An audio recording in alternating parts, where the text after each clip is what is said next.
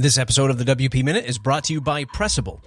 You know what the best hosting feels like? Nothing. No panic alerts. No mystery downtime. No, hey, is the site down? Slack messages. That's the Pressable experience. WordPress hosting so reliable you forget it's even there.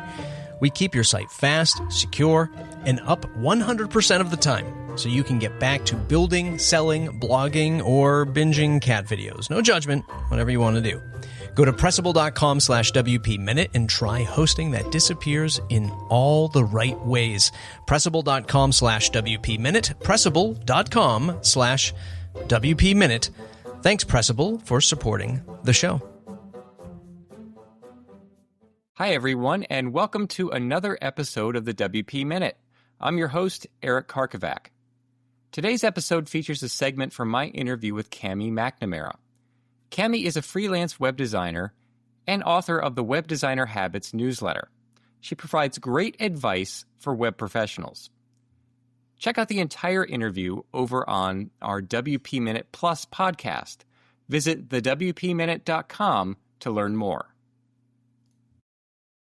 I congratulate you on being able to maintain your client base and continue growing it through the pandemic, through all that, because I think when you create that personal relationship with the client, right, they value what you do and they trust your advice. I think that is kind of the key to getting them to come back, even when they're going through a rough time. That I applaud you for understanding that and giving them a chance to kind of come back and get through that tough time and then continue even when with a you. client.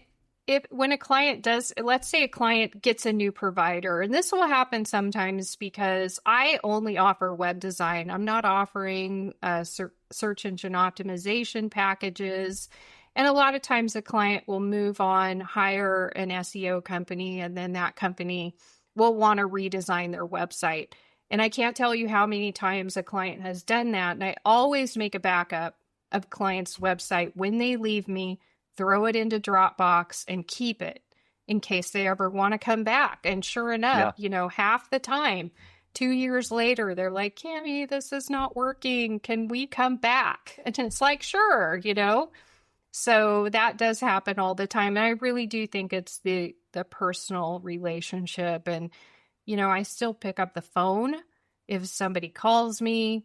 I try to run the business like I am part of their team without being their employee. So I think that's key as well. Yeah, that's picking up the phone. I dread doing it, but I still do it when the phone rings. Yeah, I do too. Now, I don't do it for unknown numbers, but I try to get my clients' names in there. And when they do call me, texting is a big black hole. So they've kind of learned not to do that because then they don't end up on my task list and a few things like that. But I think people really appreciate that in this day and time because they don't get that level of service, especially from, tech things that they subscribe to, or they're, more and more it's all ticketing, and the average business owner in my clientele just doesn't have time for that. Yeah, that's a good point. I mean, we even like with some of the larger agencies, I mean, I've gotten clients because their agency wouldn't look at their problem for a week. So, Right. What are they supposed to do in the meantime? If something's broken, I'll get back to it next week. Well, I'm losing sales. I'm losing conversions, Right. So that personal touch, I think even with everything we do with AI these days, the personal touch is what's going to set all of us apart, I think. And if you can continue to do that, then, you're going to survive, the great bot uprising of 2026. Yes. It's true. And if you're harnessing it to help you I use it a lot to help run my business. I use it for coding errors. I use it to, help me figure out using Zapier, things like that. So it definitely is something to take advantage of now. It might be different later. Yeah, I mean, the coding aspect of it, I mean, it has helped me tremendously. I get things done so much faster. I have a faster start on my projects, which I think gives me more time to work with clients and actually do some of the things that I read in the Web Designer Habits newsletter that you send out every Thank week, you.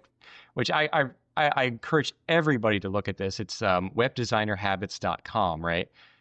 Yes, you can sign up right there and I'll hit your inbox with just one tiny tip for the week. It's something that they're all usually easy to do. Some are bigger tasks than others, but they are things I practice. And part of having the newsletter is helping me manage my own business and reminding myself every week of all these habits that I really need to hone in on to have a good work day. I think so much of what we think about as web designers is being a designer and being good at coding and all the things that go along with that.